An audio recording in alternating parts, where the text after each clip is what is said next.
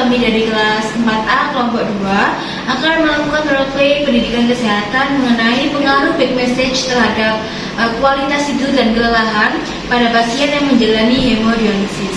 Adapun anggota kelompok kami yang pertama ada saya sendiri, Nandita Putra Brianti dengan NIM 113002108. Kemudian ada teman saya Aisyah Maulidia dengan NIM 113002107.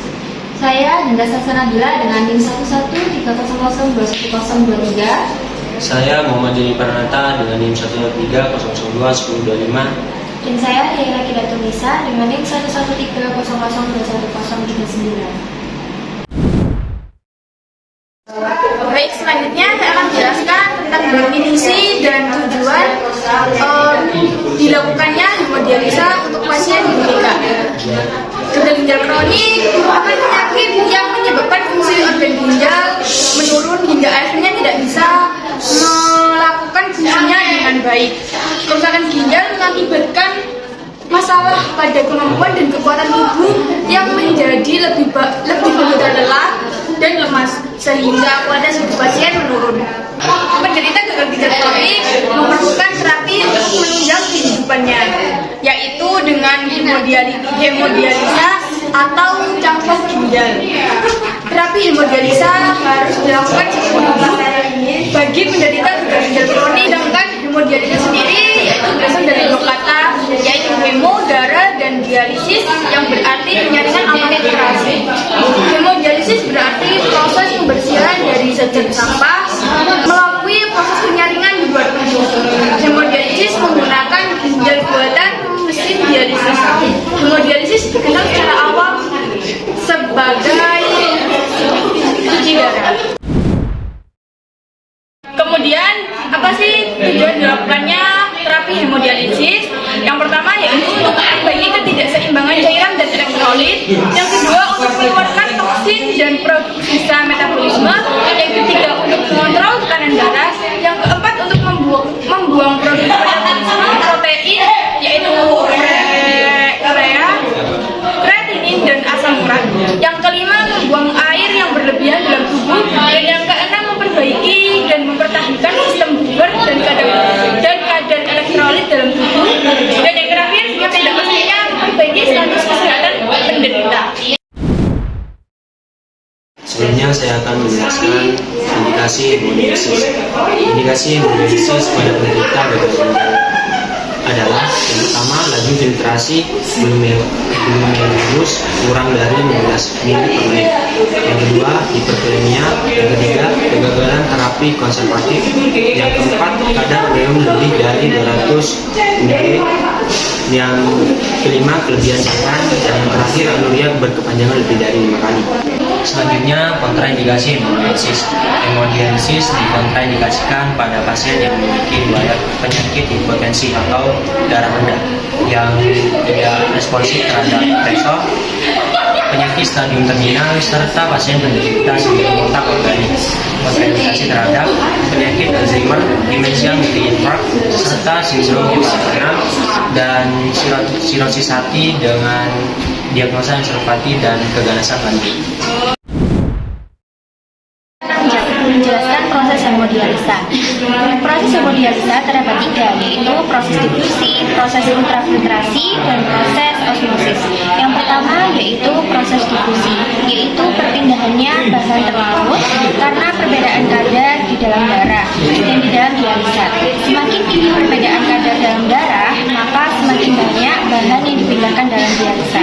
Yang kedua yaitu proses ultrafiltrasi, yaitu proses perpindahannya air dan bahan terlarut karena perbedaan tekanan hidrostatis dalam darah dan dialisa. Yang terakhir yaitu proses osmosis, yaitu proses perpindahannya air karena tenaga kimia, yaitu perbedaan osmolaritas darah dan dialisa.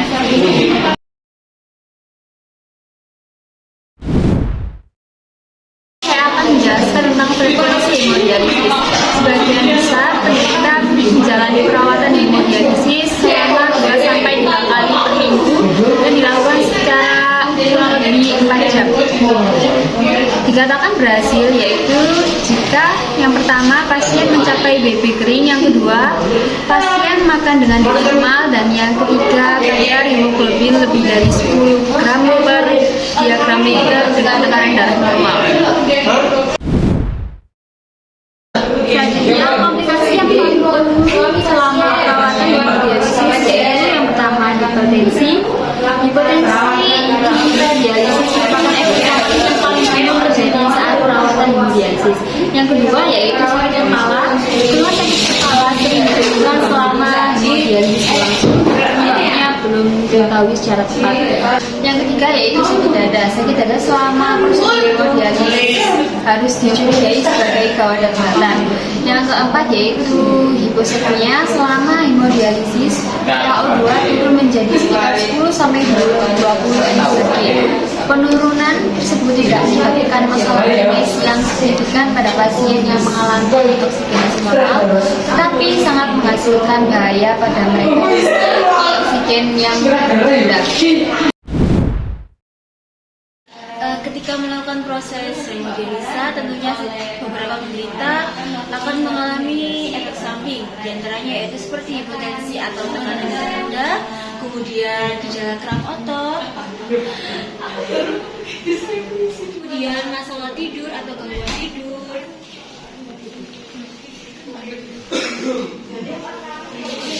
kemudian juga mengalami efek samping gatal-gatal. Pasien juga mengalami kelelahan dan juga pasien mengalami anemia. Persentase penderita GGK atau gagal ginjal kronis yang mengalami kelelahan setelah melakukan hemodialisa yaitu sebesar 71%, sedangkan pasien yang mengalami gangguan tidur yaitu sebesar 50%. Nah, kelelahan dan gangguan tidur ini umumnya terjadi pada pasien yang sudah lama melakukan tindakan hemodialisis atau cuci darah. Kelelahan pada pasien hemodialisis biasanya disebabkan karena faktor usia, kondisi fisik atau seperti anemia dan malnutrisi, dan juga gangguan tidur hingga stres. Ada satu tindakan metode non farmakologi untuk meminimalisir hingga mencegah gangguan tidur hingga kelelahan pada pasien hemodialisis, yaitu dengan cara back massage. Back massage sendiri merupakan pijat punggung pada pasien hemodialisis yang bertujuan untuk menghilangkan kelelahan dan juga menghilangkan gangguan tidur pada pasien tersebut. Back massage bisa dilakukan selama 3-10 menit selama 3-4 kali seminggu.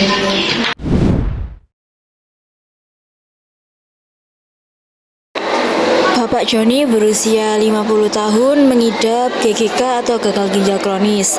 Beliau sudah menjalani terapi hemodialisa atau cuci darah selama kurang lebih 1 tahun.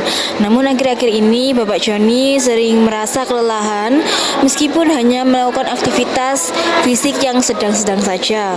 Dan juga Bapak Joni mengeluh mengalami gangguan tidur. Assalamualaikum, selamat siang. Selamat siang, waalaikumsalam. Saya perawat wanita. Apa benar dengan pasien Bapak Joni dengan usia 50 tahun? Sudah. Saya lihat jalan pasiennya dulu ya. Oke, sudah benar dengan Bapak Joni. Tadi pagi Bapak Joni sudah melakukan tindakan hemodialisis atau cuci darah. Iya. Bagaimana perasaannya Bapak? Apakah ada perubahan? Ada sus. Saya tuh sering merasa kelelahan sus, pada saya tuh gak melakukan aktivitas yang berat-berat. Iya, kemarin juga habis cuma angkat-angkat yang aja itu cukup banget kurangnya, terus juga susah tidur. Susah tidurnya itu karena Nyeri punggung sus. nyeri pada punggungnya ya. Apakah itu normal ya sus? Oh, jadi itu normal-normal saja Bapak. Itu biasanya kelelahan kemudian sulit tidur itu biasanya umum terjadi pada pasien yang mengalami proses cuci darah. Nah, Bapak sudah berapa lama sih melakukan proses cuci darahnya? Mungkin kurang lebih 1 tahun. Itu baik benar Bapak. Biasanya pada pasien yang sudah lama menjalani proses cuci darah seperti 6 hingga 1 tahun ke atas itu rentan mengalami kelelahan. Begitu juga sus, apa ada yang bisa saya lakukan supaya tidak seperti itu sih? Tentunya ada Bapak. Jadi Bapak nggak usah khawatir ya. Ada berbagai macam metode untuk mengurangi nyeri yang Bapak nyeri dan kelelahan pada yang Bapak alami. Ada tindakan farmakologi dan juga ada tindakan non farmakologi. Tindakan non farmakologi sendiri itu menggunakan obat-obatan untuk menghilangkan kelelahan. Sedangkan tindakan non farmakologi Bapak bisa melakukan pijat, kemudian pijat kaki, dan juga bisa melakukan tindakan. Jadi hari ini nanti saya akan ajarkan Bapak pijat punggung atau back massage Bapak untuk menghilangkan dan meminimalisir kelelahan yang sedang Bapak alami. Jadi nanti saya akan memijat punggung Bapak selama 3-10 menit menggunakan lotion atau minyak. Baik sus. Baik Bapak, apakah Bapak bersedia saya pijat punggungnya? Iya, maksudnya. Oke, baik, akan saya ambilkan alat-alatnya dulu. Assalamualaikum Bapak Joni. Saya sudah ambilkan lotionnya. Saya akan mengajarkan Bapak untuk Bapak dan Ibu untuk cara pijat punggungnya nih. Bapak Joni, saya minta untuk telungkup nih Bapak.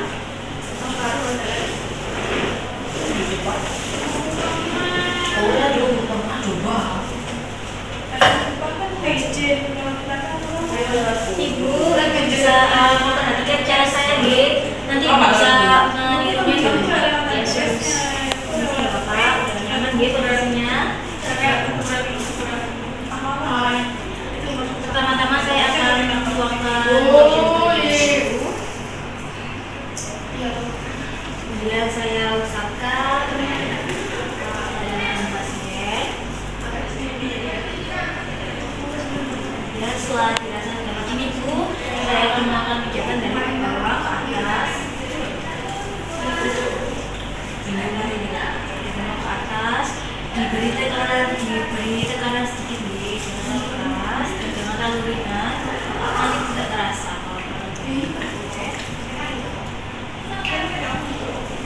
Ya, jadi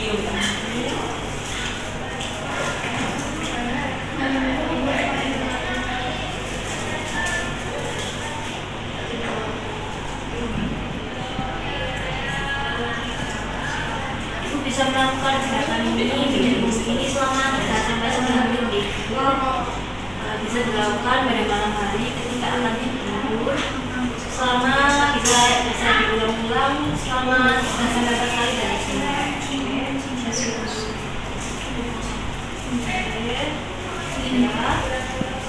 Ini bisa kembali ke posisi semula.